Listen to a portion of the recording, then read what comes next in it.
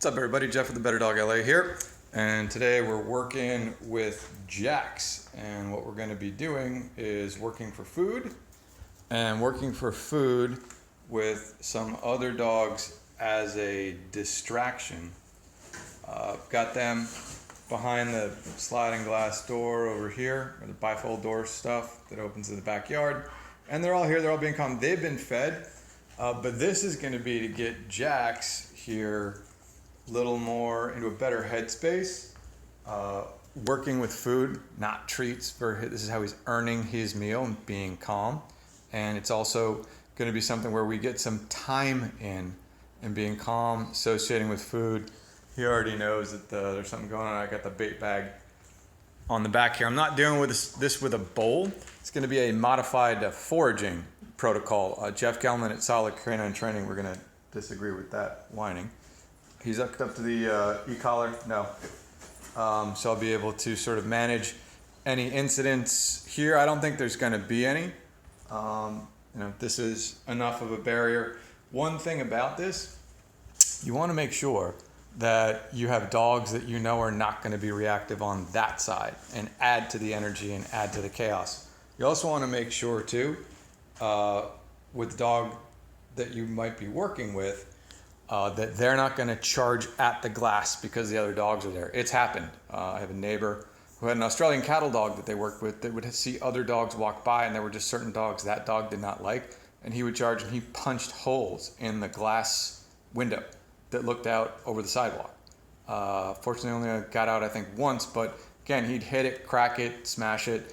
So while this looks big and beefy and it's tempered glass, if you have a motivated big dog like a German Shepherd or a big pitty, you don't want to take that chance, right? So with him, he doesn't have aggression issues. He's just got nervous, some anxiety stuff, that kind of thing. And I'm very confident in him not charging or bolting or any of that kind of stuff and being able to minimize that. I'm gonna disagree with Lennon chewing on a cactus. Lennon, knock it off.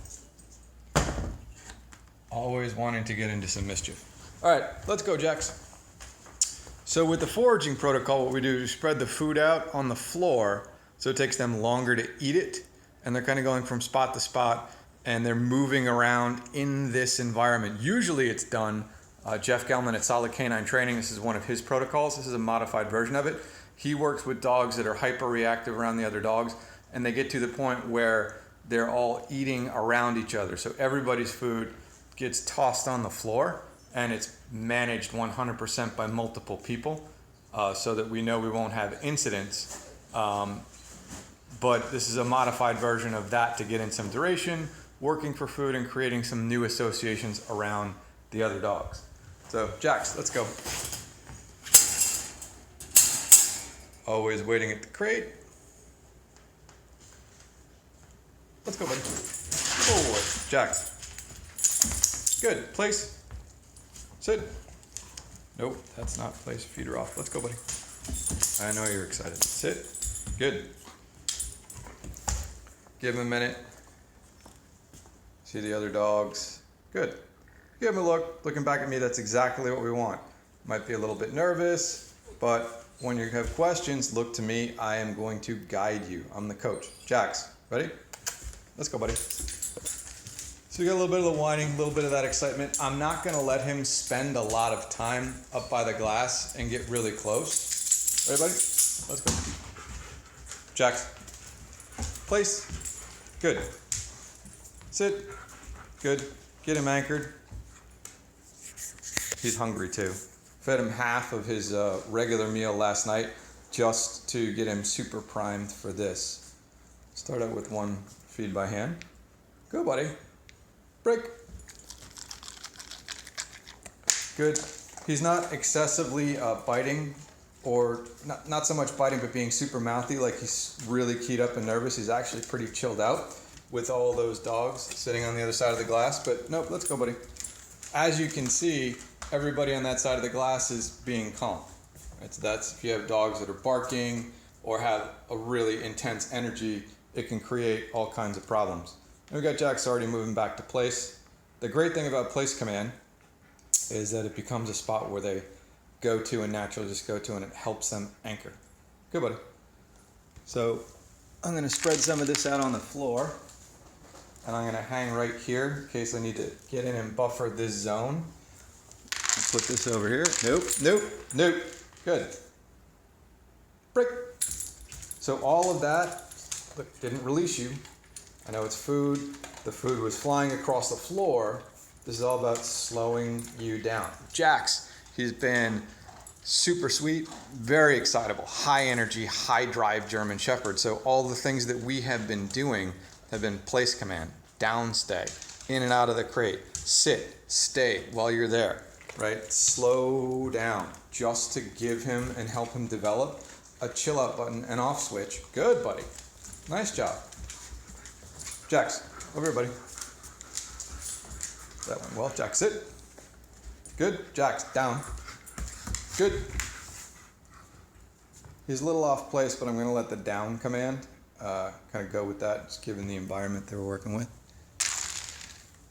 Also, you want to make sure I've got paper towels and stuff like that, clean up the floor afterwards. Putting the food in motion, right? Kind of skidding it across the floor too to challenge him. Good, buddy. Break.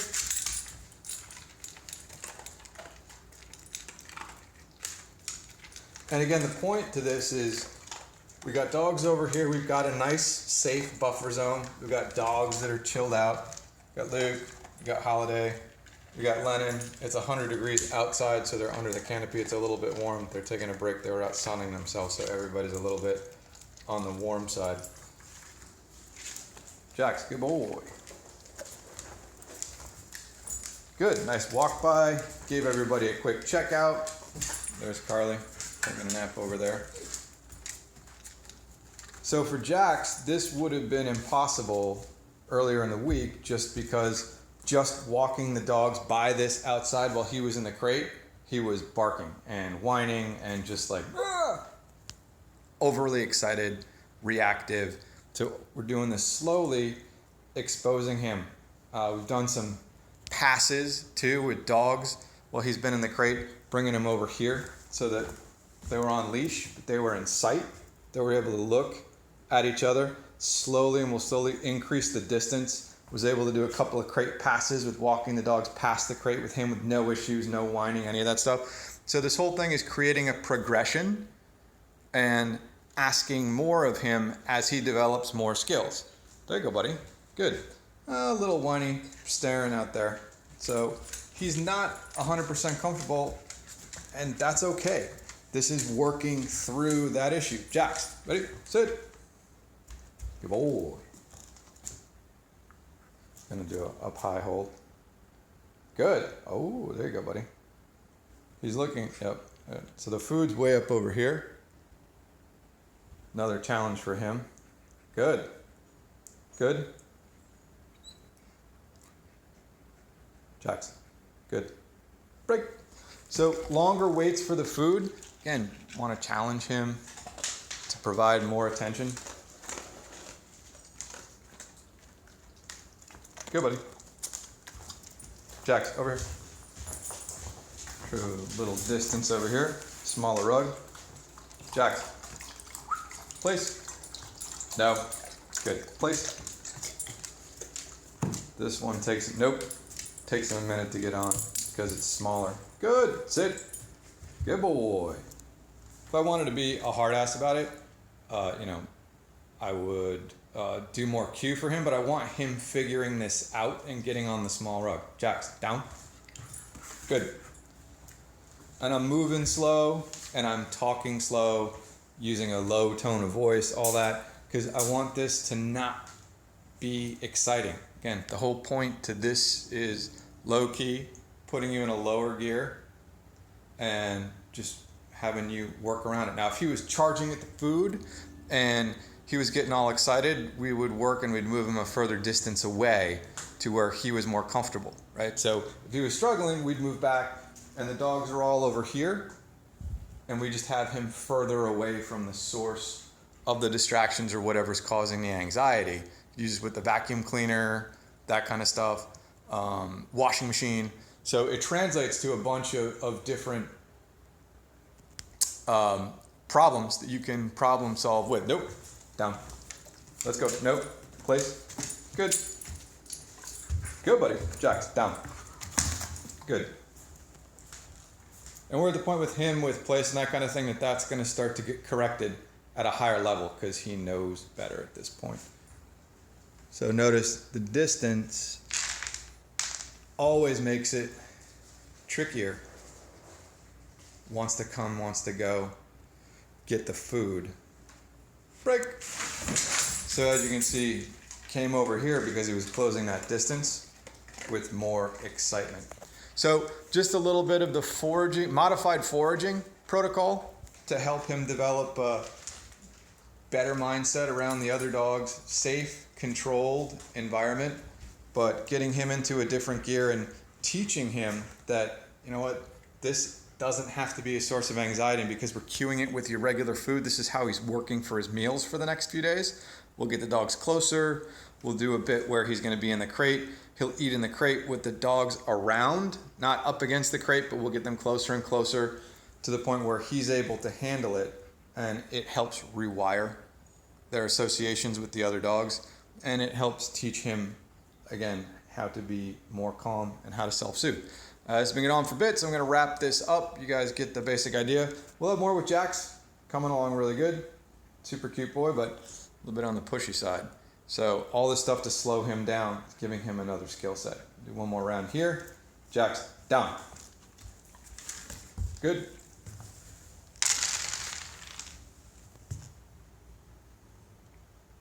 Good, buddy. Break. Thanks for tuning in, everybody. We'll have some more stuff coming up. Bye.